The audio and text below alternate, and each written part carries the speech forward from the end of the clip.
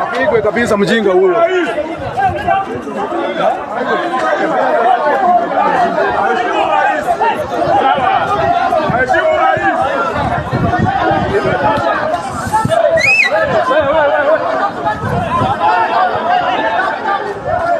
Ladies and gentlemen, when Harambee Stars was playing at Nyayo Stadium, Peter Salasya, the member of parliament for Mumias, attended that match, and as the match was on, Peter Salasya was beaten by goons. Now, on this video here, I want to take you through on some of the reasons as to why Peter Salasya could have been beaten. But before I do so, please, if this is the first time you are watching my videos, kindly make sure that you subscribe, like, and comment, because that is the best support you can always give this channel. Now, the first reason as to why Peter Salasya was beaten is not because he opposes William Ruto, but it's because he has been attacking Raila Amolo Odinga, of course, not in a bad way, but criticizing his moves now and then. And therefore, most of the goons who are close to Raila Amolo Odinga have been having a grudge, waiting for an opportunity to beat Peter Salasya. The fact remains that you cannot say no that the goons who beat Peter Salasya are not for ODM. Those goons belong to the ODM party, and we know them. The reason why I'm saying so, it's because what you've seen in that video. Someone literally took a chair. Oh, no, not really a chair. Actually, yeah, there was a chair that was thrown at him. And also there was someone who just took another object, a huge one, which looked like a jerrycan, threw it at Peter Salasya's face. And I guess it hit him somewhere next to the mouth.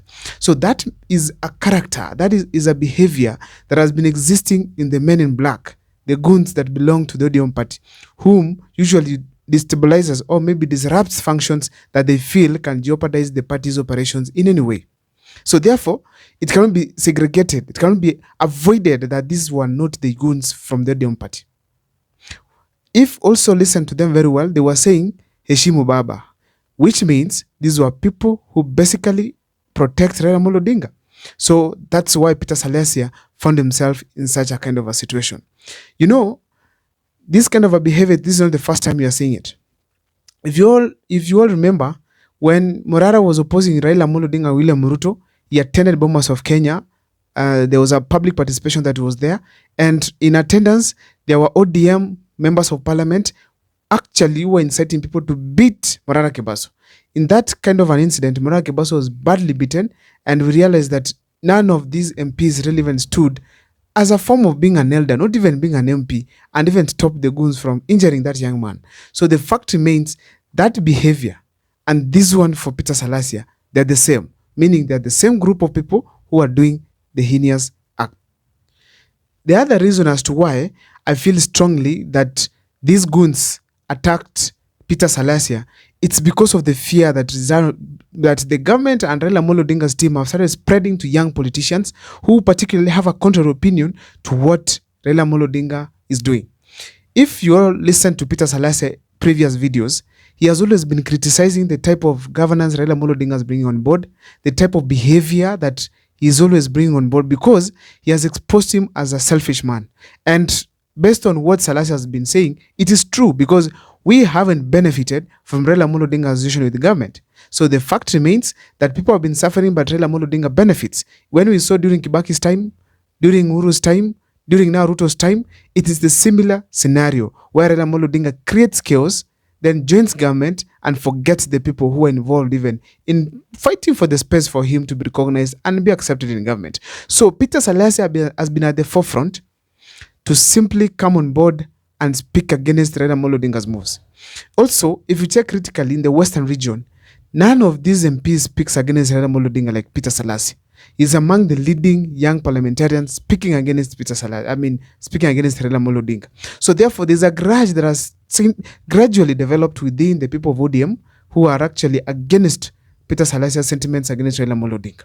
Now, therefore, it is simply an act to create fear between the young parliamentarians who are opposing Raila Amolo Odinga and perhaps even those outside the Luo Nyanza, especially Western region, who are against Raila Amolo Odinga's moves. Because Raila Amolo Odinga has immensely been benefiting from the Western region, which adds huge numbers to his basket of votes, making him to be recognized as one of the strongest opposition leaders in the country. So fear was another factor. Apart from just creating fear amongst the young parliamentarians or those who are criticizing Raila Amolo Odinga, this kind of an act also creates some fear among the common mananchi, because people feel like we won't attend these kind of rallies because we might find the same such people who can beat us. We can't shout Ruto must go or heckle Raila Amolo Odinga because you might not know who is standing next to you. So therefore, it is just simply a move that is made also to scare people around from attending rallies, for even criticizing and heckling at times, which usually happens, showing dissatisfaction with what is happening, especially in government. Also, if you look at it critically, another reason I feel strongly is because of the chaos that Raila Amolo Odinga witnessed in Kisii Gusii Stadium.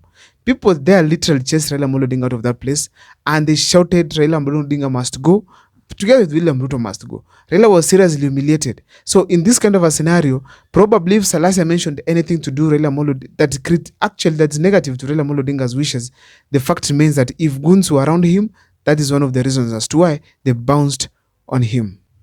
This kind of an act has its repercussions. And as we speak today, there are two I'm going to point out here. The first one is the fact that the western part of Kenya and Luo Nyanza, they are going to be a division. As we speak today, if you listen to ladies and gentlemen speaking online, they are castigating the Luo Nyanza community and of course for attacking Peter Salasya. So they're also warming up themselves to have their goons so that whenever Peter Salasya is attacked next time or any other leader, you find that there are also other goons from the other side. So in a nutshell, it's creating some division, which is weakening Raila Amolo Odinga and actually weakening William Ruto. But the fact remains that it weakens Raila Amolo Odinga more because his influence that he has been having, it is gradually going down.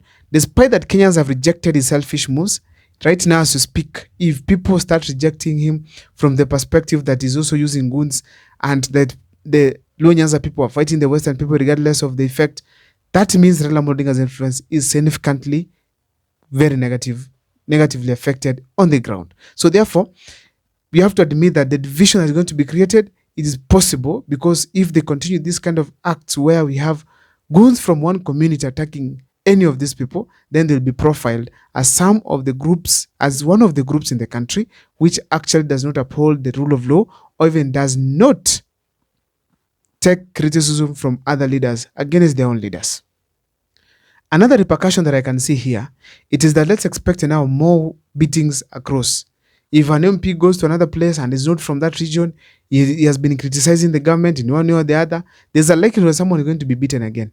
So that is going basically to happen because if they start this kind of acts and then the police are present, they don't do anything, no one is arrested despite being on camera, then that is very clear that it is not just going to happen to Peter Salasya, but more are yet to come. My name is Abel Mokwa. Please let me see in the comment section what you think about Peter Salasya's incident.